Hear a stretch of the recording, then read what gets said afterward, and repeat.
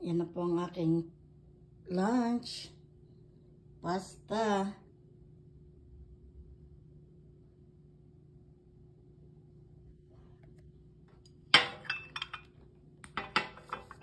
Yan, may coffee rin ako, syempre. Sarap, sarap. Let's eat! Hi guys! Good morning! Welcome to my vlog! Ito po ang inyong lingkod, si Liza, na magpiprepare po ng tanghalian for today. At ang ating pong ipiprepare ay pasta with shrimp.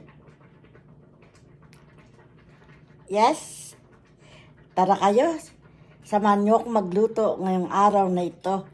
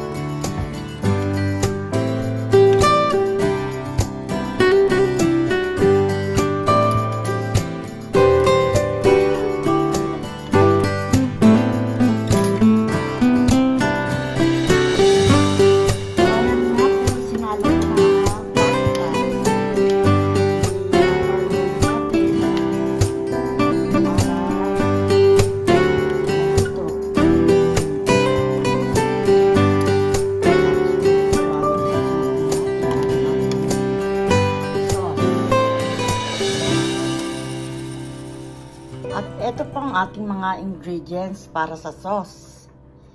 Gagamit po ako ng kalahating piraso ng onion, garlic, shrimp, main ingredients,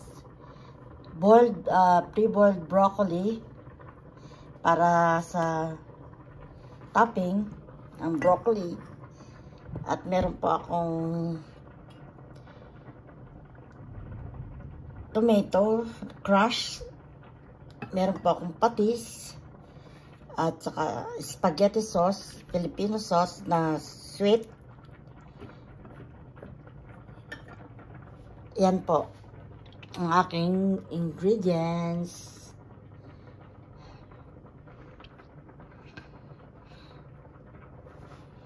Okay, so sisimulan ko po ang aking pag-prepare ng aking mga ricados. Lagay po natin ang bawang dito at pitpitin. Gusto ko pong kinakrush yung bawang. Kaya ito ang aking paboritong tools sa kitchen, ang almiris. Mortal and pestle. Tama ba yung sabi ko?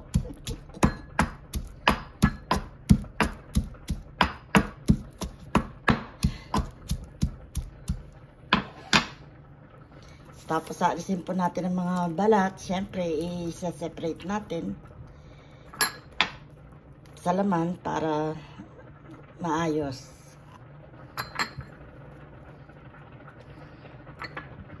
Yan na ang ating bawang. Ayan na po. Okay? So, ayan. Ready na po ang ating pasta. Hanguin na natin. So, ready na po ang ating pasta. I-turn off natin ang kalan. At hanguin. Dito, ilalagay natin siya sa strainer para maalis ang tubig niyang pasta. Yan, al dente. Ayos na po yan.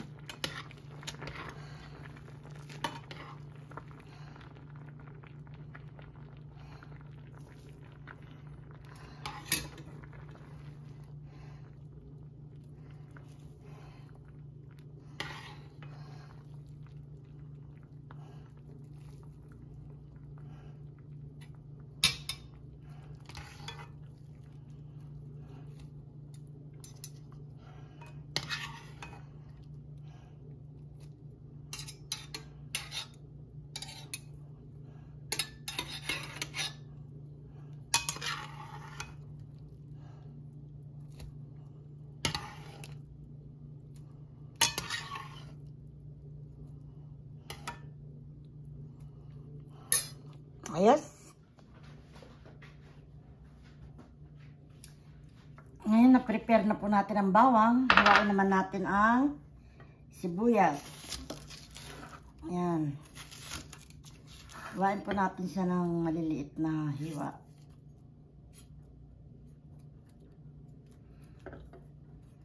Ayan po.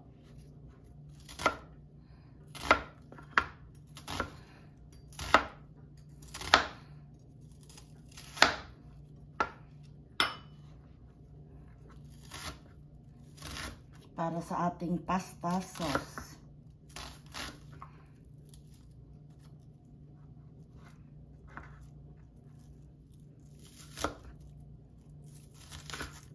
Ayan po. Okay. Yan natin sa lalagyan.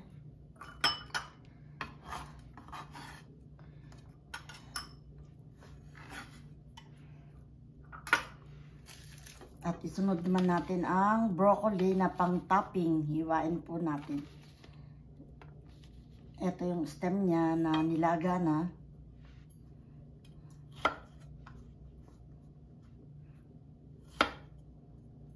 Hiwain din po natin. Ayan.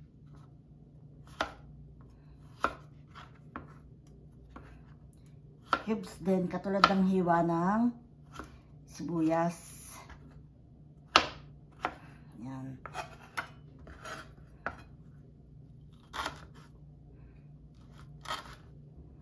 Ito po ay aking sariling recipe.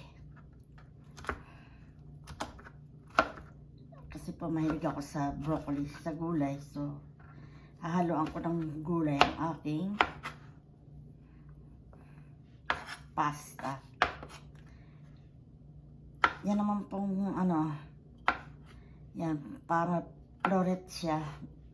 Bubuo yung kanyang floret. Ayan. Malalaking piraso siya. Hindi masyadong gawang hiwa. Yan.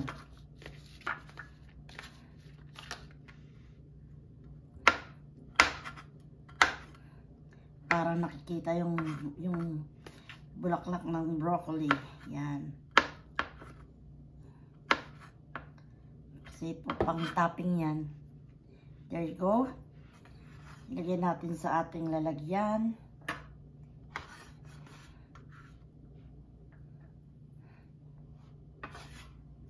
Ayan.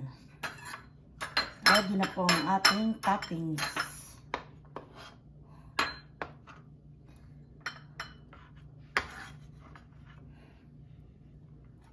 Okay. Yan na po ang ating toppings. Ayos.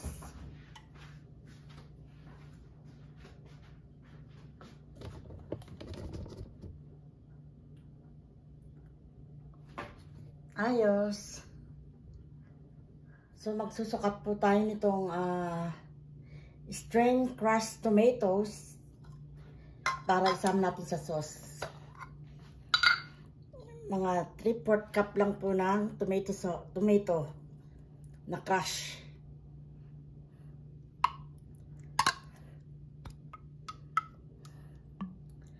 Yan po. Yan. Eksakto. Okay?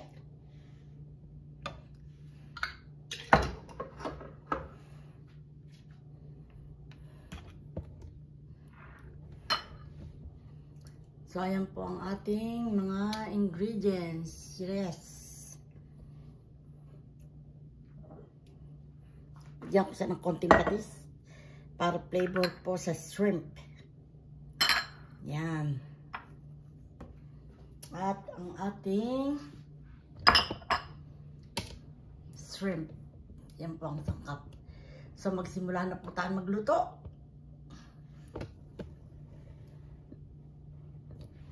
Turn natin ang kalan.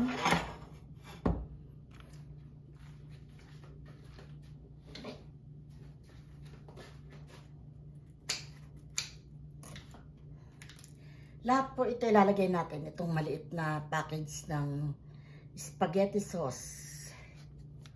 Filipino spaghetti sauce.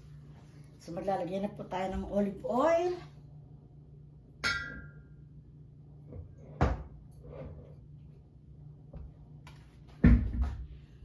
po, extra virgin olive oil.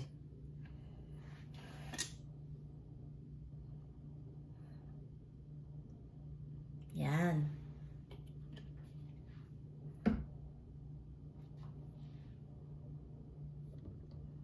Ayos, di ba?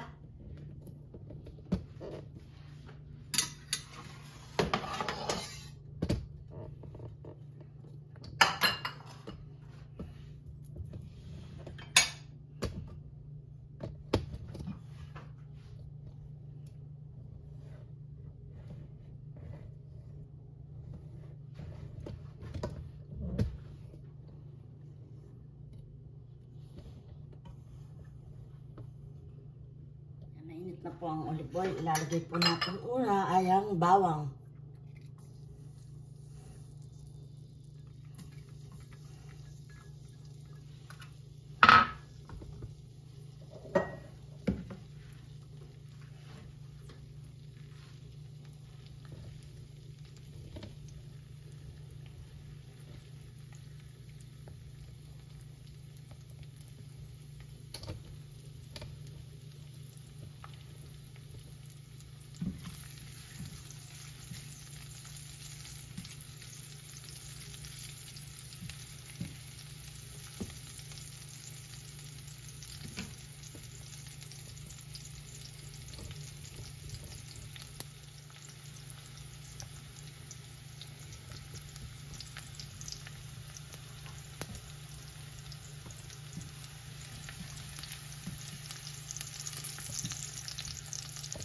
Susunod po natin ang sibuyas.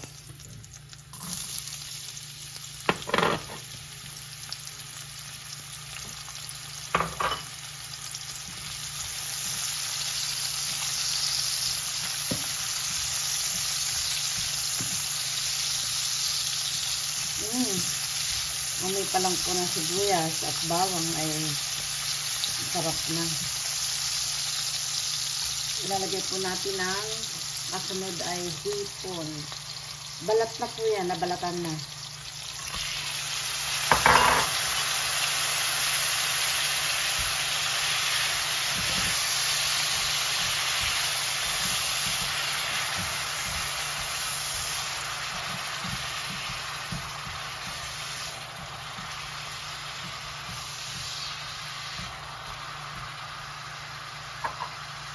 Lagyan po natin ang paminta. Yan, may paminta na siya.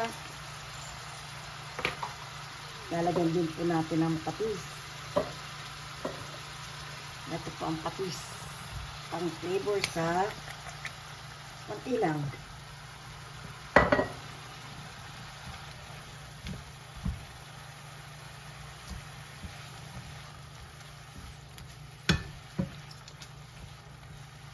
Tapos ilalagay po natin ang crushed na tomato. Yan.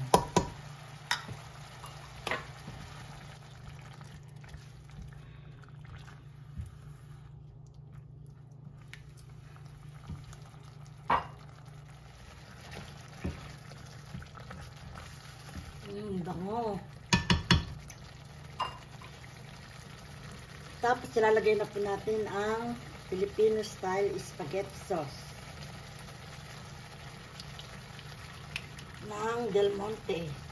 Del Monte tomato sauce. Baka naman po. Yan.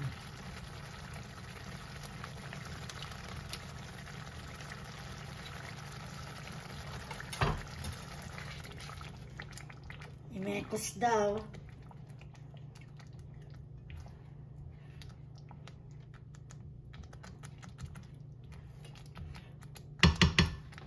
Lagyan pa natin ng konting paminta kasi gusto ko po ay medyo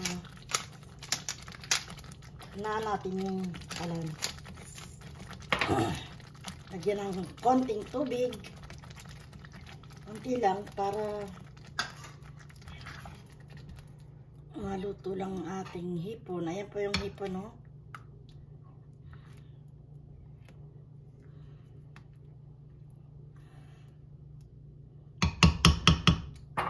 So, ating tikman ang ating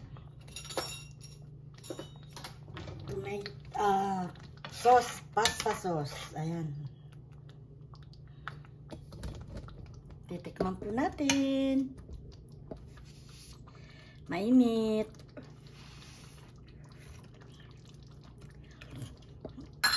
Ang sarap, malinamnam.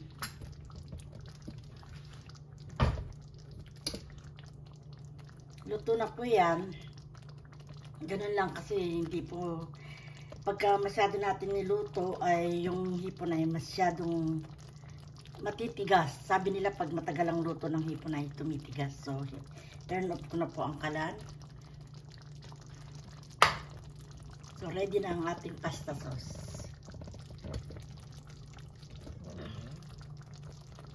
Ayan na po siya.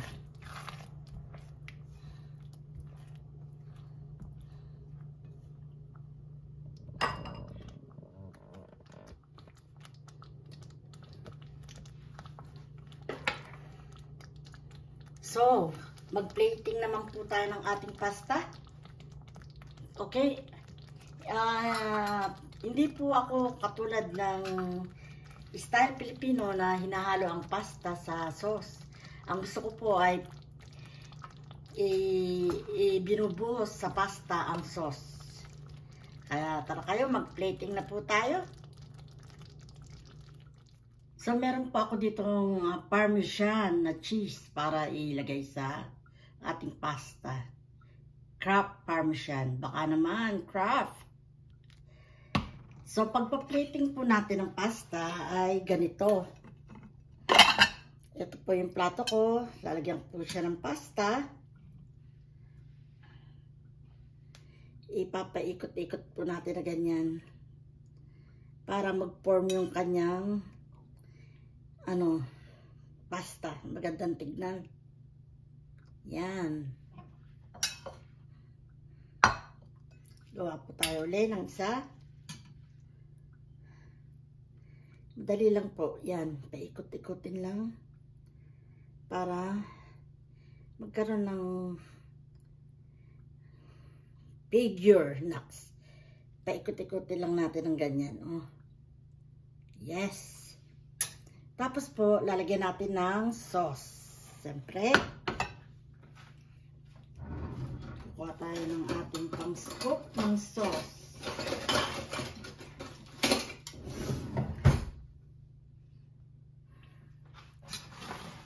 Sulit natin yan.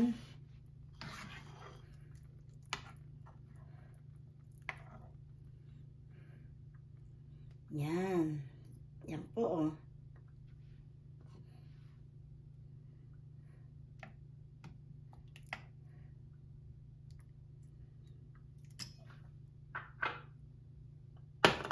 Lagyan natin ng konting broccoli sa side.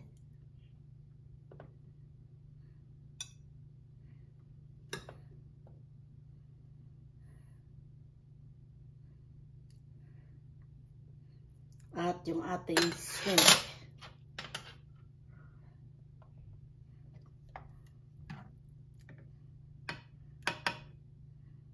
Ayan. Maraming shrimp, siyempre.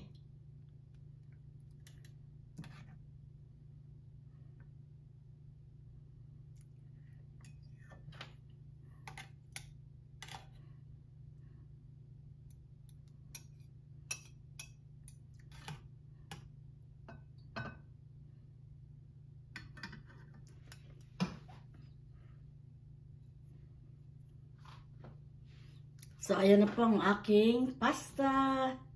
Marinara ang tawag po dyan. Shrimp marinara. Yummy. Lagyan natin ng nalagyan ko po ng parmesan cheese. Ito po ang ating parmesan cheese.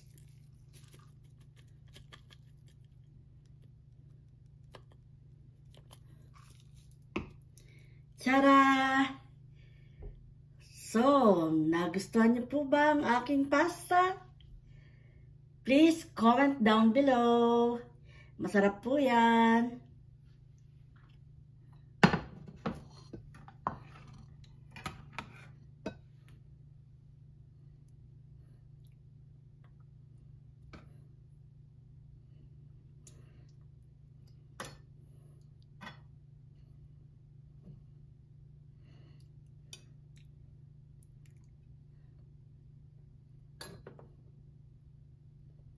Yan. Lagyan ng cheese. Parmesan cheese. It's up to you po kung gaano karami yung gusto kong lagay sa Parmesan cheese. Yan. So, kayo rin bahala kung gaano karami ang gusto nyo. There you go. Sarap. Yum, yum, yum.